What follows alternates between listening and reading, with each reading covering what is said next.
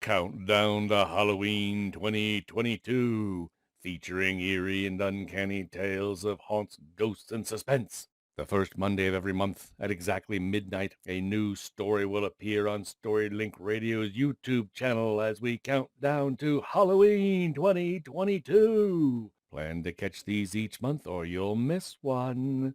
Each story will be 13 to 30 minutes long. And now, tonight's story from Storylink Radio.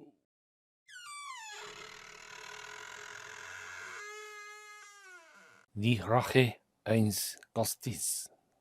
A Ghost's Revenge by Lettice Galbraith. It was a dismal evening. Heavy clouds covered the sky.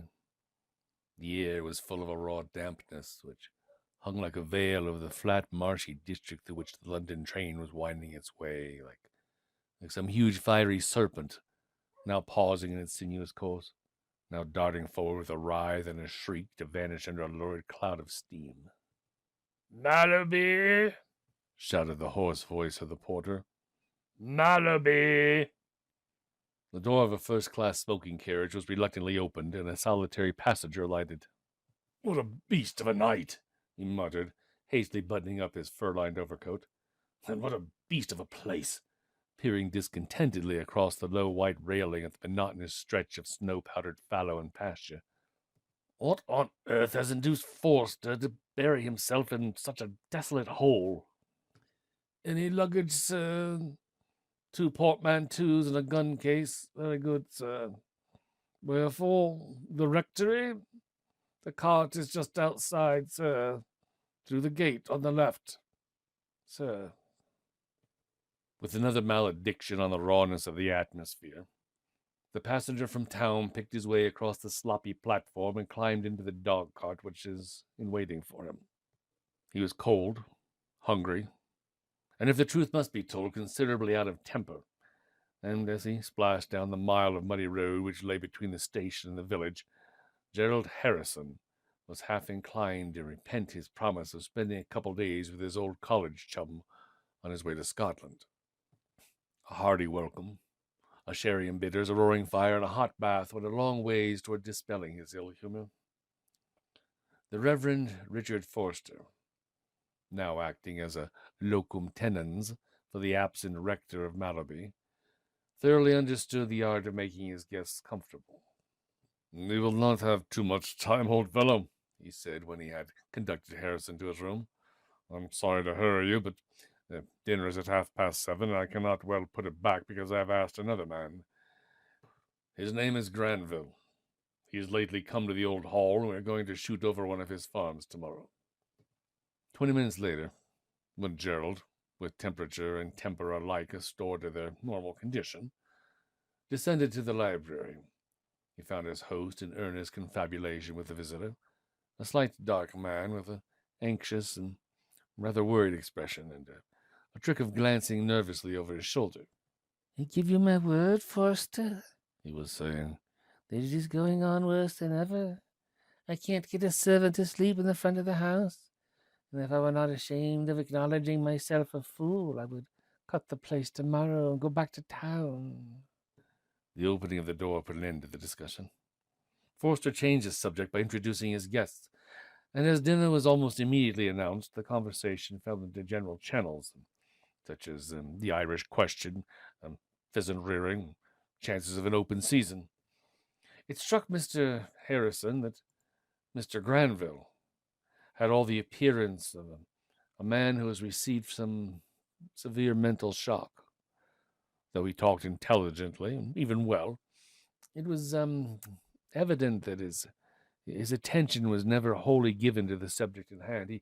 He seemed to be constantly listening for some expected sound, and once, when footsteps were audible on the gravel without, he started violently and turned white as a sheet.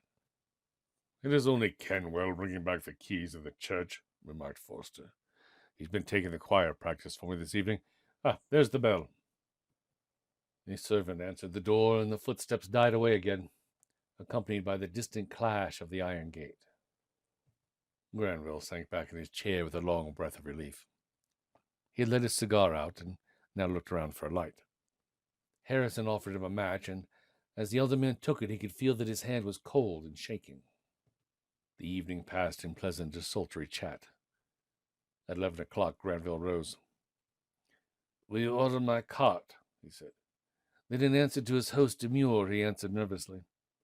"Don't tempt me to stay, Forster. It only makes matters worse. Yes, I know it is quite early and all that, but it will take 10 minutes to put the horse in, and with a ghastly attempt at a smile. I am like Cinderella. I must be indoors before midnight. You will come up early tomorrow. And of course you both lunch with me. I would ask you to dine as well, only I'm not good company in my own house right now." Forster's hand was on the bell. He paused, and he looked keenly into his friend's face. "Don't go back, Granville," he said earnestly. "Let me tell you, man, that you will stay the night here. I can easily put you up." "No, thanks. No.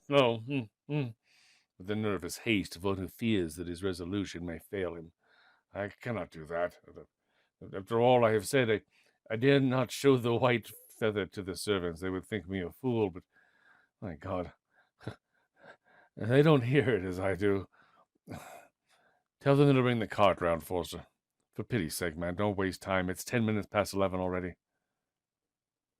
The order was given. As the minutes wore on, Granville became increasingly uneasy. He could not restrain his restless anxiety to be off, and it was a relief to every one of them when the grating of the wheels outside announced that the trap was in readiness. Forster accompanied him to the door, whither Harrison presently followed. "It's not much of a night," he commented, peering out into the chill darkness. "Your friend will have a coolish drive." Forster was standing on the step. Hush," he said, holding up his hand. "Listen. He is galloping." From the old gray tower on their left chimed the half-hour, and as the notes died away, they could hear the receding rattle of a cart being driven at a furious pace along the road below. "He must be cracked to drive at that rate in the dark," cried Gerald, as the clatter of hoofs grew fainter and finally died away. "It'll be more by luck than management if he doesn't upset at the first corner. What's the matter with him, Dick? Does he drink, or is he off his head?" "Yeah, neither at present. He thinks his house is haunted, and it's, getting on his nerves." "Oh, he must be cracked, then," with easy decision. "No one but a lunatic believes in ghosts these days, except the possibilities of terrestrial elementaries and left-hand magic, if you like, but the common or garden ghost, never." "Yet there is something queer about the old hall, though," persisted Forster. "I do not believe that any consideration you could offer would induce Mallowby man to sleep there alone.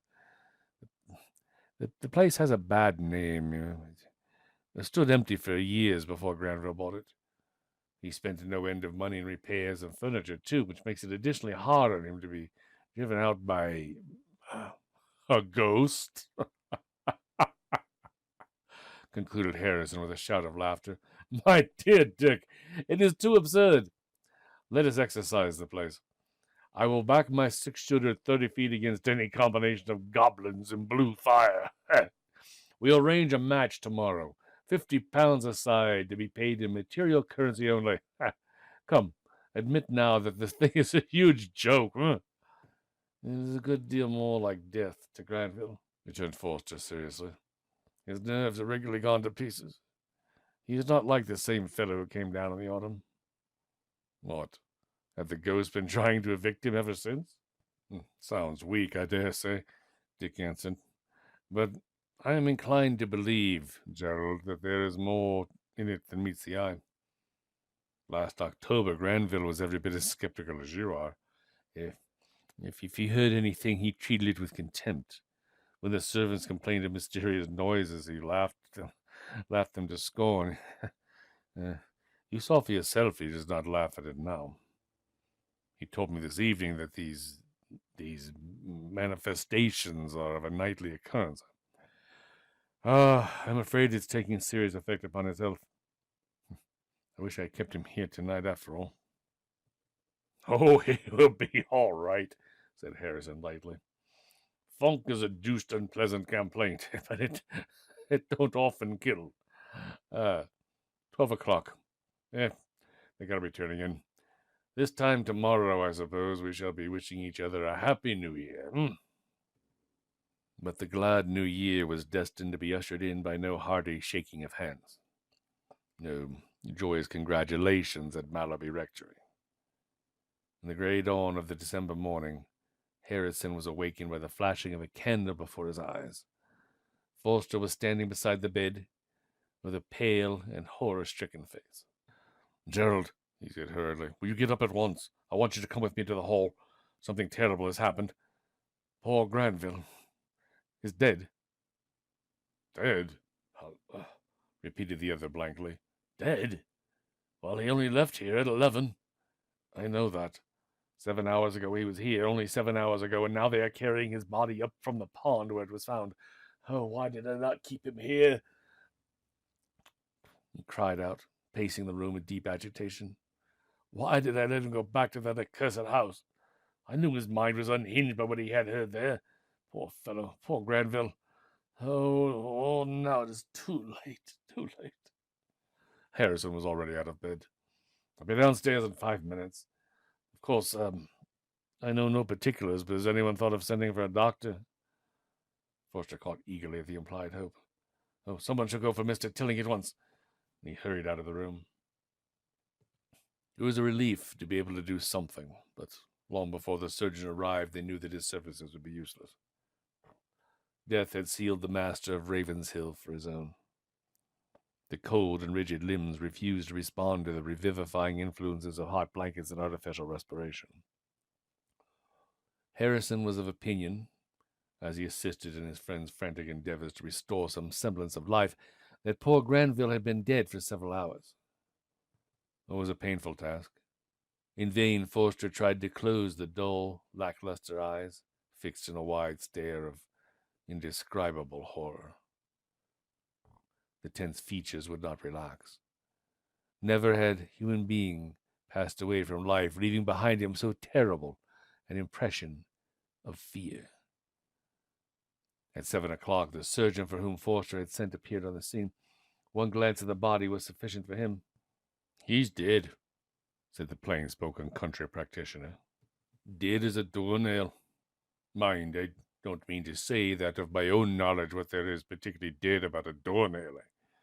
I might have been inclined myself to regard a coffin nail as the deadest piece of ironmongery in the trade.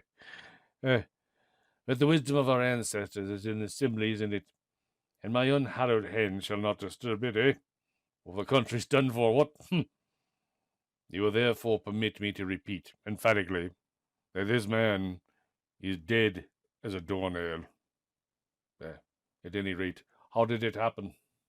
How indeed? That was a mystery.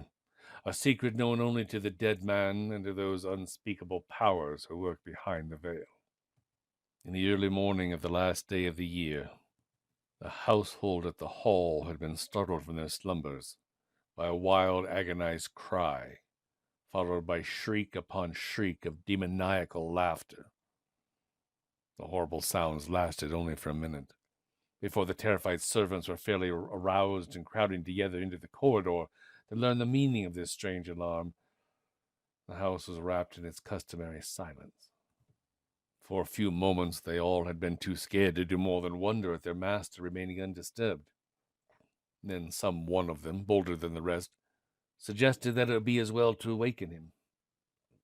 They knocked at his door and received no answer. They called, but no voice replied. At last the butler ventured into the room. It was empty. The night lamp which Granville had lately used was burning brightly. The fire was nearly out. The bed had not been occupied. Thoroughly alarmed now, a search party was formed, and armed with lights and a brace of revolvers, the men descended to the ground floor. In the library the lamp was also burning. The odor of tobacco still hung in the air. A few embers glowed in the grate. The spirit decanters and an empty soda bottle lay on the table beside an open book. There was no trace of any disturbance, and there was no sign of Granville. The servants looked at each other in silence. No one dared to put into words the fear that lay chill at his heart. Suddenly the butler uttered an exclamation. His eyes had fallen on one of the windows.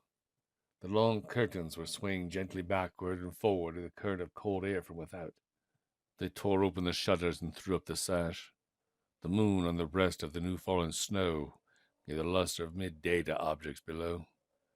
With wondering eyes, they crowded around. "Steady, keep back a bit," protested one man more astute than his fellows. "There's snow enough to hold footmarks. It's a pity to tread it about till we've got a lantern and struck the trail." In a few minutes a covered light had been procured, and the threshold of the window was examined. There could be no doubt as to the way in which Granville had quitted that room. Straight from the sill the footprints were distinctly traced in the light snow. Along the path they tracked the marks, round the corner of the house, across the lawn to the edge of the pond, and there beneath the willows, half hidden by the drooping frost-brown ferns, they found the body of their master, still in evening dress, with clenched fingers and features transfixed in an expression of ghastly dread. The quiet little village was shaken to its core. All day long the people gathered in knots to discuss the awful tragedy which had been enacted in their very midst.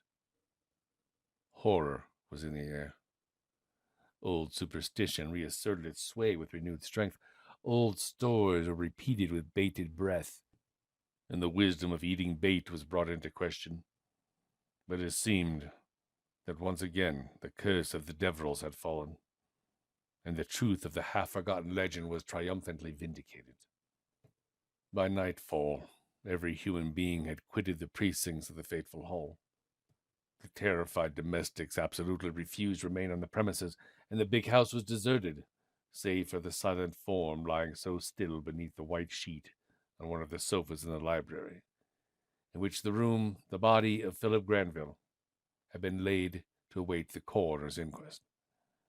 Now, to Forster, this desertion of the helpless corpse seemed terrible. He would have spent the night in watching beside the poor fellow who had so lately been his guest, and was only dissuaded from his purpose by the earnest solicitations of his churchwarden, a stalwart farmer on whose grey head 70-odd years sat lighter than most men's 50. "Parson," said the old man solemnly, "there's no good of flying in the face of Providence. Nobody thinks that you're a coward. But what sort of use are there in flinging good lives after bad ones? Yon poor lad tried it, and see how they've served him. 30 years back, Lord Broadborough's agent died in the same way. Me father used to tell how, when he were a little lad, one of the Daubennys come down hissing and boasted as how he'd better the Devil's. It was in the summertime, I remember, and all went well now. But as soon as winter came on, they were at work again, and told Squire. He began to grow grave and stern like. He would not again till on New Year's Eve. And the house was fetched up by a fearful cry, and next morning they found his body in the pond there, with a look on his face as God forbid should ever be seen on yours or mine now. Mony's a good man is met that death. It's in the night that Catherine Deveril stood in yon window and cursed the man who had robbed her of her husband's name, and the lad of his lawful inheritance. You haven't taken it by fraud, she cried. But the Lord will avenge me, she cried. No good shall it bring ye, she say. You shall neither live it in your son, or shall another receive it at your hands. Though I lose my immortal soul, she says, I'll have revenge.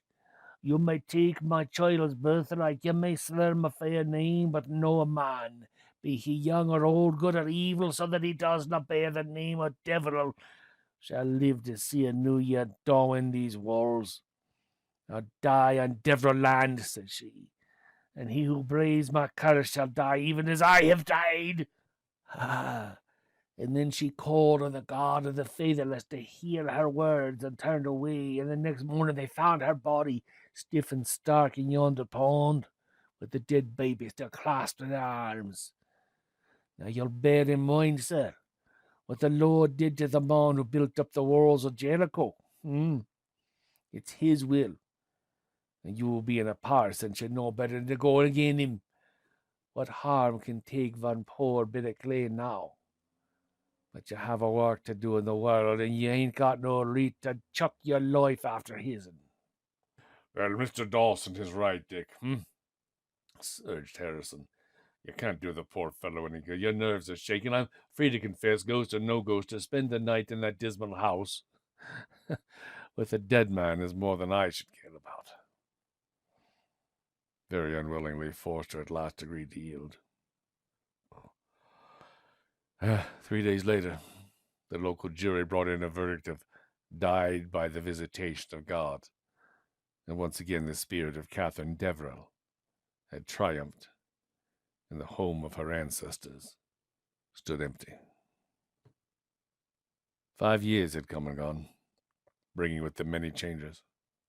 Dick Forster, now Bishop of Honduras, was doing good work for God and a man in his far-off colonial diocese. His place in Harrison's daily life had been filled by another friend of his schoolboy days, who was also shortly to become his brother-in-law. Jack Chamberlain was a handsome, genial young fellow, blessed with a fine constitution, a sweet temper, and a very considerable fortune, and the match between his favorite sister and his special chum was a source of unmixed satisfaction to Gerald. The two men were constantly together until a matter of business obliged Harrison to visit the south of Europe. The transaction occupied him for some months, and it was not till the end of December that he found himself once more upon English soil. He reached Dover at noon on the last day of the year, and went straight to the Lord Warden. A packet of letters was awaiting him. They had been forwarded from San Carimo after his departure, and among them was an envelope addressed in Chamberlain's characteristic handwriting. "Dear old boy," ran the letter, "what do you mean by spending Christmas in a dirty Italian village instead of returning to the bosom of your family like a respectable Englishman, huh? Yes, I don't believe a word about the vineyards. Tell your agent to go to the devil and to come to us for the new year, or neither Elaine nor I will have anything more to do with you. The hunt ball is on the 5th, the Cardwell is on the following evening, and on the 7th Mrs. Vereselt is giving some theatricals in which we are going to distinguish ourselves, and there are 3 or 4 other minor events which you ought not to miss. Also, I want your valuable advice as to the wisdom of buying a place in Crimshire. I only heard of it last week, and have already made up my mind to purchase, so your counsel must tend in that direction if you wish me to profit by it. Yes, it is a jolly old house with capital stabling and nice gardens. There's a ripping tennis lawn, room for 2 courts if I fill up a pond at the end, and a lot of old oak indoors. I forgot to say the house is furnished. It is in the best of the Broadborough country, and within reach of the outside meets of Lord Cremorne's and the Turton. Plenty of shooting, and the whole thing going for mere song. I believe there's even a family ghost thrown in. I'm running down on Friday for a week to see how I like it. But of course you'll put up at my place as you come through town, whether I am there or not. And for Harrison waited to hear no more. In a moment the letter was crushed into his pocket. He was out in the street, and hurrying to the nearest telegraph office without a second's delay, he wrote the message and handed it in to the clerk. Chamberlain, 112 Piccadilly. Stop. On no account go to Ravenshill Hall till you have seen me. Stop. Shall be in town this afternoon and will explain. Stop. Gerald. Then he hastened back to the hotel and ordered some luncheon. While he was eating, he looked out the trains for town. The next was due in 20 minutes. His portmanteaus had not been unstrapped. Harrison sent for a cab, paid his bill, and in less than an hour was well on his way to London. From the moment of reading Chamberlain's description of his projected purchase, he had decided on the course he must pursue. Though the name of the place was not mentioned, he knew, by a sudden swift intuition, that it was Ravenshill Hall. Back to his mind, with the freshness of yesterday, swept the memory of that terrible night 5 years ago, and he shuddered as he recalled the words of Catherine Deverell. No man, be he young or old, good or evil, so that he does not bear the name of Deverell, shall live to see the new year break within these walls. I will die on Deverell land, and he who braves my curse shall die even as I have died. And in the words of the old farmer had related the tale of Catherine Deverell, Many and many a good man has met that death since. and now was another victim destined to be added to the long roll call of that terrible vengeance, and that victim to be his old playmate, his friend, his almost brother? No, thank God. There was yet time to avert the stroke of fate. Jack must have received his wire by now. He would be waiting for the promised explanation. The slow hours wore on. The train rattled and ground its way through the wintry landscape. The sky was leaden and dull. On the horizon lay dense masses of clouds, black and heavy with snow. By the time they ran into the Charing Cross, large flakes were floating lazily down to join their crushed and mud-stained comrades on the dirty pavement. Evidently there had been a considerable fall earlier in the day, for the roofs down the Strand were gleaming white, and great heaps of snow had been scraped up from the roadways and piled behind the pillars of the station gates. Harrison got his luggage onto a hansom and drove straight to his friend's chambers. As he glanced up at the windows, it struck him as odd that no lights were to be seen. The housekeeper answered his ring. Oh, is it you, Mr. Harrison? Very glad to see you back, sir. There is a letter for you upstairs and 3 telegrams. The first came on Wednesday, sir. The note Mr. Chamberlain left for you. He expected you would be here on Wednesday. Left for me, repeated Gerald anxiously. He is not gone, surely. Did he not get my wire? Oh, I sent it on with the other letters this morning, sir. Mr. Chamberlain has been gone a week. Him and Mr. Curtis. He is staying at Creamshire at Ravenshill Hall, Mallowby. Harrison's brain reeled. He saw it all now. That letter had been a week in traveling to Italy and back again to England. He had cried, peace, peace, when there was no peace, when all the time he was too late, and Jack had gone to that accursed house. And this was New Year's Eve. Fetch the letters, Mrs. Williams, or stay, I'll get them myself. He tore upstairs, 2 steps at a time, snatched the envelopes from the mantelpiece, and was back to the cab before the astounded housekeeper could utter a syllable. King's Cross, he shouted to the driver. Double fare if I catch the 7.5 for the north. It's a matter of life and death. Life and death. And I'll do my best, sir, said the man dubiously. But it's darned bad going, it is. Indeed, never had the way seemed so long. Never did time go faster, and the horse more slowly. To Harrison's overwrought fancy, they crept along, and again he raised the trap and implored the man to whip up. The agony and anxiety in his white-drawn face moved the cabbie's heart to pity, and he generously refrained from swearing at his impetuous fare. A cove is that unreasonable when he's in trouble? Huh, he growled to himself aloft. Does he want me to let the mare down and make sure of losing his blooming train? Eh? At last they turned into the Euston Road. The snow was coming down in good earnest now, and Gerald could hardly see the hands of the clock for the blinding flakes. It wanted 8 minutes to 7. Oh, thank God, he murmured, as the hansom turned into the yard of the Great Northern. Before the man had time to pull up, he was out on the ground. Mallowby, he called to the porter. Can I do it? 4 minutes, was the response. Gerald flung half a sovereign to the driver and rushed into the booking office. The bell was ringing when he got onto the platform. The porter had put his portmanteaus into a carriage and was holding open the door for him. He threw himself into a seat with a sense of gratitude that he was to have the compartment to himself. To maintain an appearance of indifferent calm at this moment would, he felt, have been impossible. He was enduring a martyrdom of suspense. If his friend's life had not already paid the forfeit for another sin, every second that ticked its course was bringing him nearer to that end. He conjured up with horrible distinctness the dark library, the deep recesses on either side of the fireplace lined with books, the massive oak furniture. He could hear the weird murmur of voices without the ghostly steps on the drive. Then the heavy velvet curtains trembled, parted. A woman's figure stood framed in the long window, a woman with dripping garments and a white set face lighted by strange lurid eyes which were dead, and yet alive in their fierce hatred and unquenchable thirst for revenge. Oh, how they glittered. They were close to him now, looking in through the carriage window, and Harrison, who had once laughed contemptuously at the mere notion of a supernatural manifestation, was now perilously near raising a ghost for himself from the intensity of his nervous excitement. Fortunately, at this juncture, he remembered that Jack's letter and the telegrams were still unopened in his pocket, and the break in the sequence of thought gave him time to pull himself together.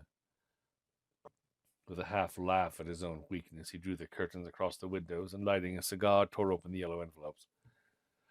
All 3 messages had been handed in at Mallowby Station.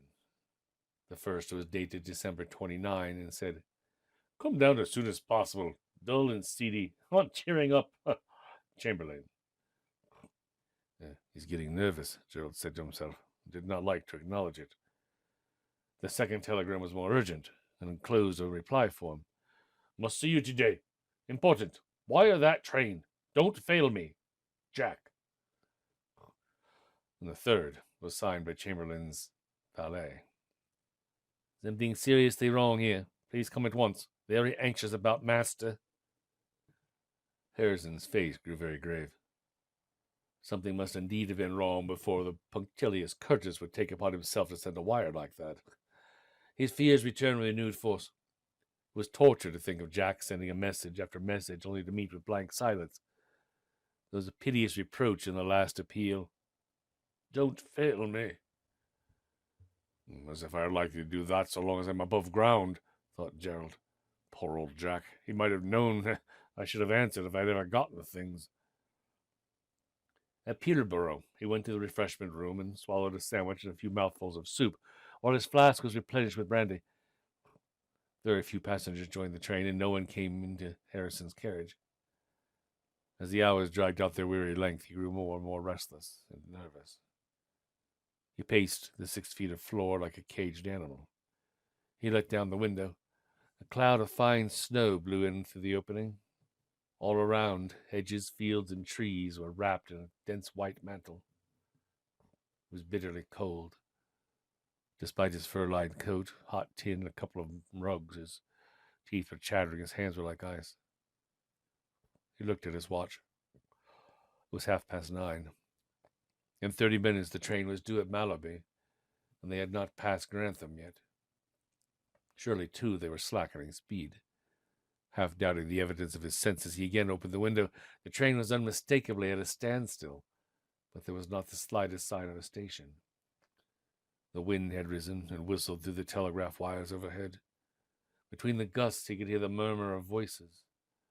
Presently, a man passed along the footboard. It was the guard. Harrison inquired of the cause of the delay. "Line blocked, I'm afraid, sir." Line blocked, yes. But I will let you know as I come back. No worries, no worries." With an exclamation which was almost a groan, Gerald flung himself back in his seat. Were the fates leagued against him? That now, when every moment might seal Jack Chamberlain's death warrant, he must perforce sit idle, bound hand and foot by the victory of the forces of nature over the inventions of man? 5 minutes passed. 10, 20, 30 minutes. Then the guard put his head in at the door. "All right, sir, line is clear. We shall go on directly now. No worries." At 11:01, the London train, more than an hour behind its time, set down a single passenger at Mallowby. Harrison at once addressed himself to the station master and inquired how he could get to the old hall. The man had been on the coroner's jury 5 years before, remembered his face. "Going to the hall tonight, sir? Why, were not you here when poor Mr. Granville was drowned? You don't want to see it a second time, surely?" "God forbid," answered Gerald quickly, "but I want to prevent it. A dear friend of mine is at that devilish house tonight. He does not know his danger. I mean to save him." "Oh, you can't do it. returned the man bluntly. Best keep clear of the black work that be going forward up there. There's no balking that devil o' curse. It will have its victim. God help him, I say, and all those who sleep under the roof on New Year's Eve. You can do nothing for them. I mean to try, answered Harrison with set teeth. I have no time to waste. Where can I get a trap? Nowhere nearer than the village. It'll take you as long as walking the whole way. The roads are awful. Aye, then I must walk. Can you find me a lantern? For heaven's sake, be quick. Every minute may mean his life now. What do I care about the danger? Man, I tell you, he's my friend. He's to marry my sister in a fortnight, and I will either save him or I will die with him. The station master hesitated a moment. Well, look here, sir, he said hurriedly. You're a brave man, and I'll do what I can to help you. That was my last train till 1:30. I'll come with you as far as the gates, all right? It will save you losing the way, and perhaps a bit of time getting through the drifts besides. Gerald thanked him heartily, and side by side they turned their backs to the lights of the little station, and struck into the lonely road which lay between the railway and the haunted house. It had ceased snowing now. A few stars gleamed out between the rifts of the cloudy sky. From time to time a pale moon showed her face, now flooding the white landscape with a cold grey light, now hiding herself in a veil of fleecy vapor, as though she feared to see those things which should be done on the earth. By the help of the station master's lantern, the two men managed to keep to the narrow cart track. The road was desperately bad. In places the snow was fully 2 feet deep. With the rising moon, a keen wind had got up, which came sweeping over the level fields right in their faces and cut like a knife. At the turning into the village, where the land sloped a little, the drifts were almost impassable. At every step they sank above the knee. Harrison could hear his companion's breath coming thick and short. He was evidently getting done. For himself, he was impervious to all outward discomfort, cold, fatigue, hunger. He was vaguely conscious that he should know them all if he were not past feeling now. His whole mind, will, nerve, aye, his very being, were centered in the one intense determination to save his friend. At length they gained the main street of the village. Here the snow was trodden down, the going comparatively easy. Hardly a light was to be seen in any of the cottages. Involuntarily Gerald's eyes turned towards the rectory. It was wrapped in shadow and silence. But from the old grey tower, looming up behind, gleamed a small point of yellow light. Slowly it crept from window to window, steadily rising, rising. A cold shudder ran through the man who watched it. He knew what it meant, that the last sands were falling from the hourglass of time, that the life of the old year must now be measured in minutes. The ringers were going up to the belfry. "Oh, God!" he groaned inwardly. "Give me strength. Give me time." "Have you got a drop of brandy about you, sir?" suggested the practical Miles. "It would help to keep the spirit in us a bit." Without slackening his pace, Gerald held out his flask. "After you, sir, after you. I don't want any, thanks." His ears were strained for the first stroke of that ominous bell. "Oh, come now, sir. Fair dues, you will need your strength more than me, and I say after you." Oh. To save discussion, Harrison put the flask to his lips. The spirit sent a warm glow through his sluggish veins. At the same moment, the stillness of the night was broken by the solemn tolling of the passing bell. With a cry of horror, he thrust the brandy into his companion's hands and began to run as if for his life. Immediately before him, the road curved sharply to the left, and far ahead, the skeleton branches of the leafless elms gleamed half a dozen irregular patches of light. They shone from the windows of the hall.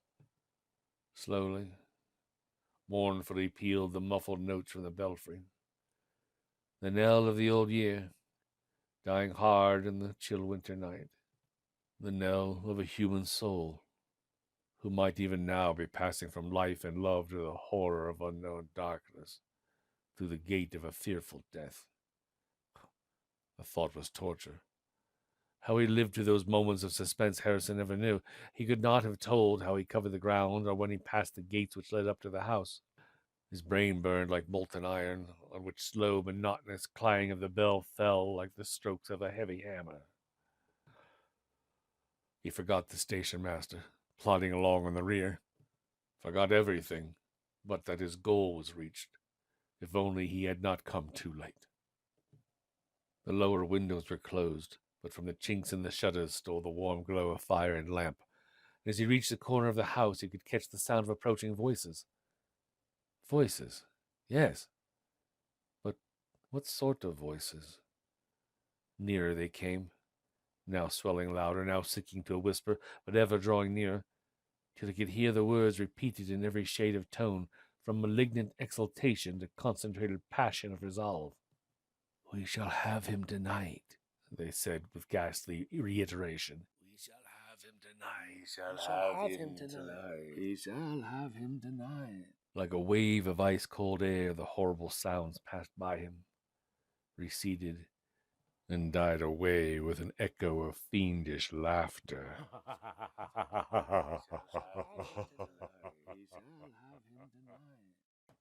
Despite an inexpressible throe of fear that sent a shudder through his whole frame and nearly raised the hair on his head, Harrison was conscious of a faint hope that all was not over just yet.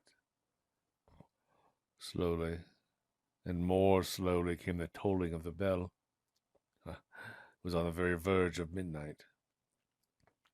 Suddenly, from within the closed windows of the library issued a wild, awful cry. The shutters were flung back. As if by magic, the casement was thrown open, and the dark shadow of a man crossed the sill. The moon, emerging suddenly from behind a bank of clouds, poured out a flood of silvery light on the stone wall, the snow-covered path, and on the figure of Jack Chamberlain, who, with hands clenched as if in mortal pain, his eyes fixed with an expression of nameless horror on some object invisible to all but him, was slowly following the ghostly vision along the drive, across the lawn, to... With a supreme effort, Harrison threw off the paralyzing numbness which was creeping over him. Instinctively he dashed across the grass and stood between Chamberlain and the fatal tarn. 12 paces from him his friend was advancing, slowly, unswervingly, like the one who walks in his sleep. "Jack!" he shouted. "Jack! It is I! Gerald! Don't you know me? Jack!" There was not a quiver of the tense eyeballs, not a sign that his voice had reached those ears, deaf now to all earthly sounds. But from the open window of the library a man rushed towards them, crying wildly, "Stop him! For God's sake, stop him before it is too late!" Gathering all his strength, Gerald flung himself upon the approaching figure. A frantic struggle ensued, for Chamberlain was the taller by a head, and was at this moment, moreover, endowed with abnormal strength. It was then that his knowledge of wrestling, acquired during a long spent in the Cumberland Dales, stood Harrison in right good stead. He closed with his antagonist, and by a sudden dexterous maneuver threw him heavily to the ground, while overhead, across the snowy fields, the bells rang out their joyous welcome to the glad new year. Is he dead?" The valet, on his knees beside his master's prostrate form, had torn open Chamberlain's vest and shirt, and was feeling for the faint pulsation which tells that the spirit has not yet quitted its earthly tenement. Fainted, I think. I can feel his heart beat still." "Thank God, sir, you came when you did. I should have been too late. Can you help me to carry him, Mr. Harrison?" "No, not into that damned place," as Gerald glanced involuntarily towards the lighted windows. "They are all up at the gardener's cottage. I wanted Mr. Chamberlain to sleep there tonight, but you know what he is. He told me to go to myself if I was frightened, and I had not been out of the room 5 minutes when I heard that awful cry, and, oh, Holy Virgin, what is that?" Harrison turned instinctively towards the library window. From the open sash, a long tongue of yellow flame leapt out, curling around the edge of the curtain and licking up the thick silk cording as though it were a mere thread. Then another, and another, and another. Fanned by the fresh breeze from without, the yellow glare broadened and deepened till the whole room was filled with a fierce, lurid glow, followed by dense clouds of smoke and an ominous crackling sound. The place is on fire, cried Gerald. There's not a moment to lose. We must get your master into shelter and give the alarm. Oh, holy St. Patrick, defend us, murmured Curtis, hastily crossing himself as he stooped to raise the helpless form of poor Chamberlain. And then, as best they could, the two men carried their burden across the lawn, along the drive, and up the side path leading to the fruit gardens. Who is in the house?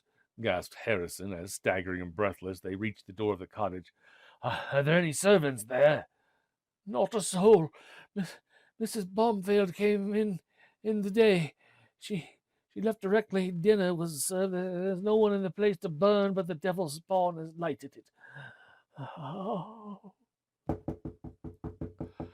The valet's resonant knock soon brought the gardener to the door, and while his wife was helping Curtis to restore his master to consciousness, Baumfeld hurried Gerald off to the village to obtain assistance. Just outside the gates, they encountered the station master, who was hanging about in great distress of mind, too anxious on Harrison's account to return to Mallowby, and yet not daring to adventure himself within the fatal precincts of that hall. His relief and joy at finding Gerald still alive knew no bounds, and he readily undertook to see a messenger dispatched for the nearest doctor on his way back to the station.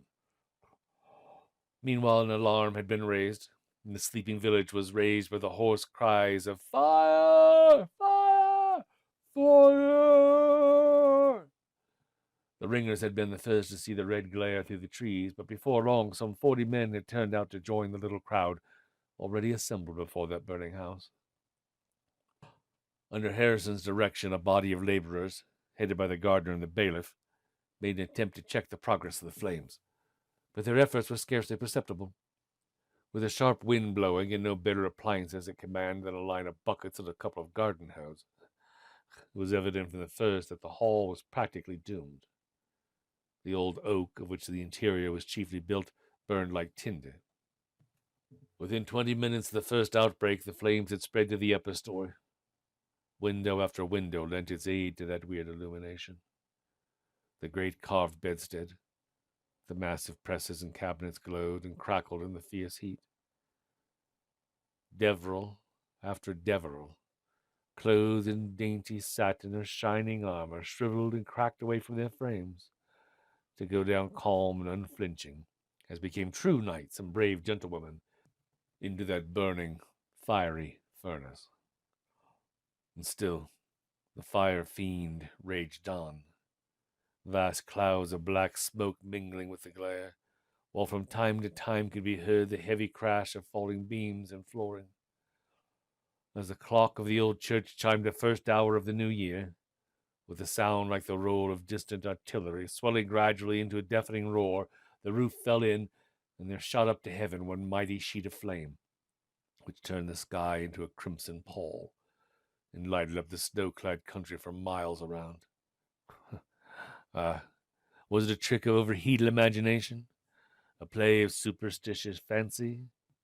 Or did those who stood by at that moment really hear the hideous peal of shrill, triumphant laughter, which made the stoutest heart among them quail, and forced each man to edge involuntarily nearer to his neighbor?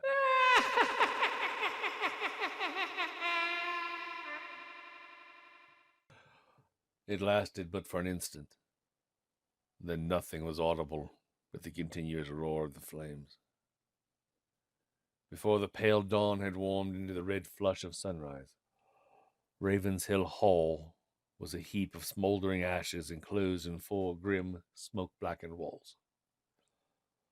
From attic to cellar, not a corner had been spared. The fire had done its work thoroughly, and of the original structure nothing remained save the bare, tottering shell.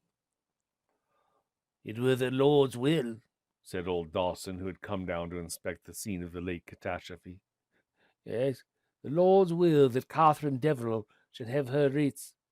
And now, as he's proved as man can't go agin him, he's made away with the damned old place.